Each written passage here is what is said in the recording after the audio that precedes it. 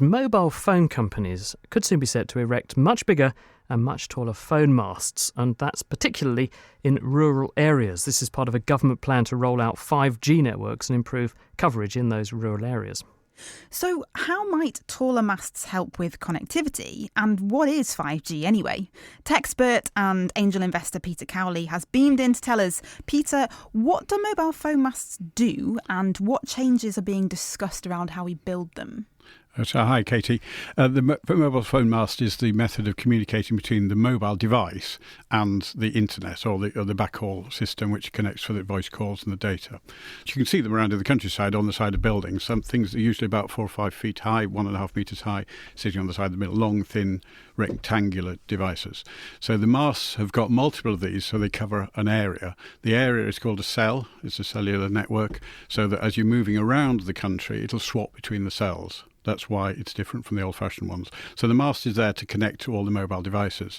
What's being discussed is, with the 5G coming in, is to allow the planners not to get in the way of... At the moment, it's a 25-metre maximum height on the mast. It's possibly relaxing that so that the companies that put up the mast, which aren't actually the telephone companies any longer, I don't think, they're another organisation, to be higher, which of course will have an effect on what we can see. So the reason it's higher means that they can cover there need to be more cells because 5G actually is a lower power, and so you need more cells around about. Secondly, if you can get them high enough, what's called backhaul can be done, instead of through the ground with a fixed cable, can be done with microwave links. But what do we actually mean when we're talking about 5G? What is 5G?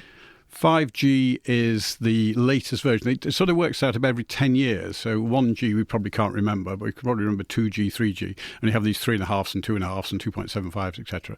And it is about a cadence of about a decade. So by the time we're all using these in anger, it's probably 2023, 2024. 5G has been brought in. I know there's a programme on this about 3 months ago to increase the bandwidth. That means we can move data around faster, which means that we can stream our football matches more, possibly, and also to decrease the latency, which means that the time it takes to fly from the mast to the device is shorter. This is for autonomous vehicles, etc., and also to increase the number of connections so we can have Internet of Things more. You mentioned earlier, Peter, that the power of 5G is lower and therefore it can travel less far, so the cells are going to be smaller.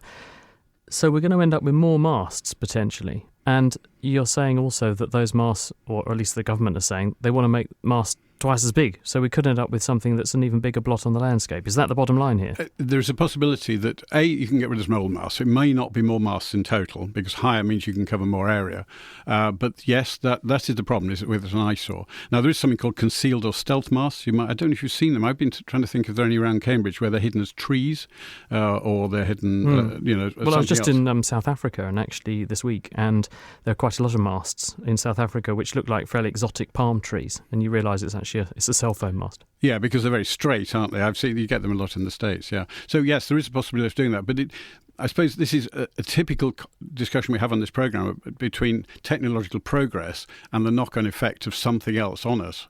And so if we want to move forward with technology and have better usage, better coverage, better speeds, then there is a compromise here. What impact is it likely that 5G might have on us on our day-to-day? Well, as a consumer, you'll find that with a bit of luck, your coverage will be better. Now, it's pretty good here in an urban environment, but if you're here in Cambridge, but if you're out in the hills somewhere, you'll get better coverage. You'll get faster speed, which doesn't really matter for many people, but for some people, if you're moving video around, it does matter.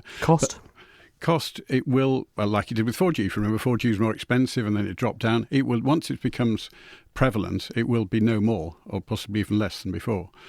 Because we do have 5G now, don't we? Some places there are, in the UK. Around the world, there are tens of thousands of cells. UK's not doing too well on this. Certainly South Korea's doing it in a big way.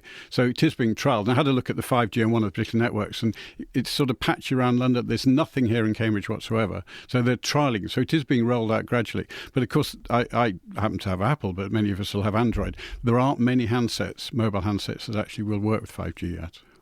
So we might have to wait and see. Peter, thanks very much. And if you'd like to find out more about any of the news stories we've talked about, all the transcripts and papers can be found on our website, nakedscientist.com.